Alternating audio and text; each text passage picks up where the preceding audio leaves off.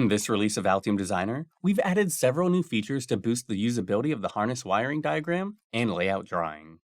Now, working with crimps in your wiring diagram is easier than ever with simple copy and paste functionality.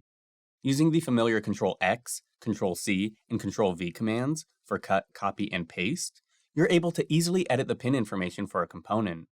In the layout drawing, understanding the connectivity of your project has never been simpler, with easy-to-follow connection lines. Connection lines enable you to neatly arrange all of your components for easy understanding.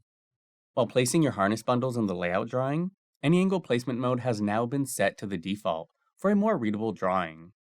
Of course, if you'd like to change, you can. To switch out of any angle placement, use the Shift Spacebar hotkey.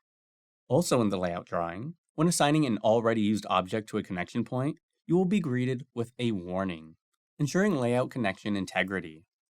To make the layout drawing more user-friendly, when deleting a connection point that splits a bundle, Altium Designer will automatically merge and restore the bundle.